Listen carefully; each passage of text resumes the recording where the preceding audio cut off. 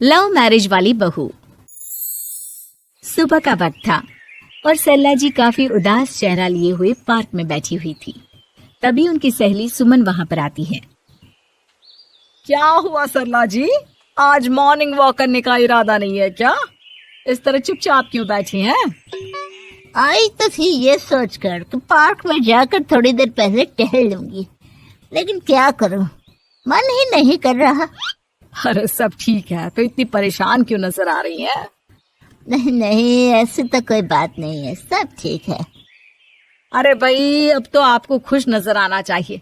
अभी कुछ महीने पहले तो बेटे की शादी हुई है, घर में नई बहू आई है, आपके चेहरे पर तो रौनक नजर आनी चाहिए। अरे छोड़ो भी, आजकल की बहुओं के बारे में क्या बताऊं आपको। क्यों, क्या हुआ बहन जी, कोई परेशानी है क्या? कुछ किया क्या बहू रानी ने? अरे भाई, अभी तो शादी को 6 महीने हुए हैं। अब आपसे क्या छुपाना, आप तो जानती है मेरे बेटे ने लव मैरिज की है और मुझे ना इन लव मैरिज वाले बहुओं पर बिल्कुल भरोसा नहीं। ना जाने कब मेरे बेटे के कान भर दे।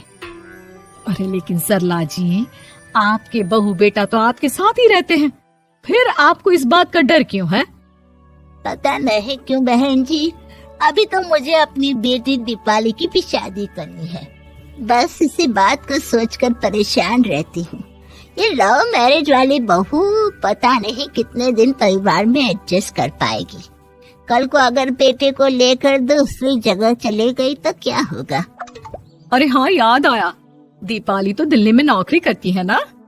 हाँ हाँ, बहुत अच्छी नौकरी लगी है उसकी।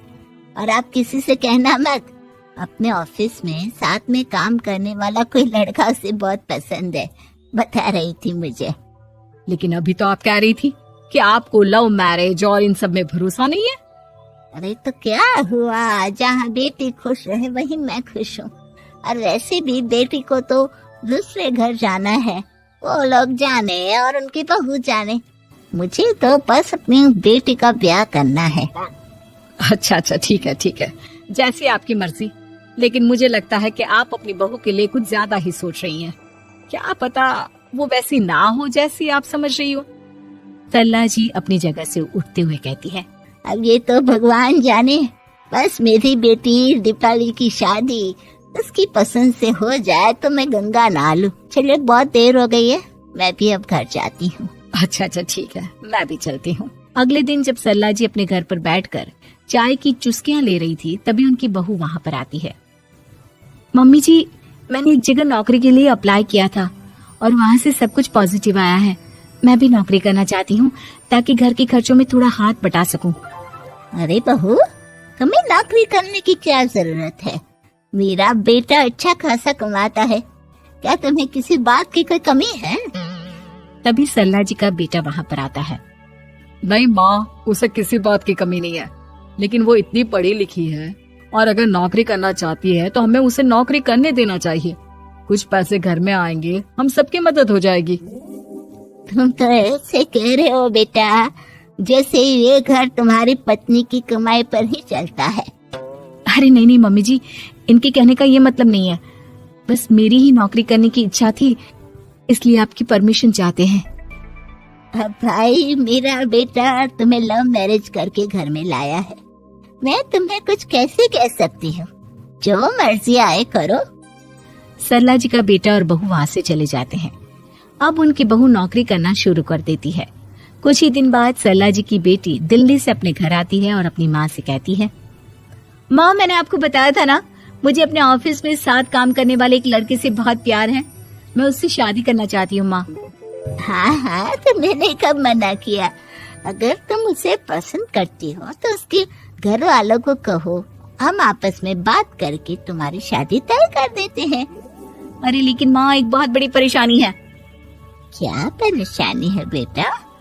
माँ, वो लड़का बहुत अच्छा है, लेकिन कुछ ज्यादा ही पैसे वाले घर से उसके माँ बाप।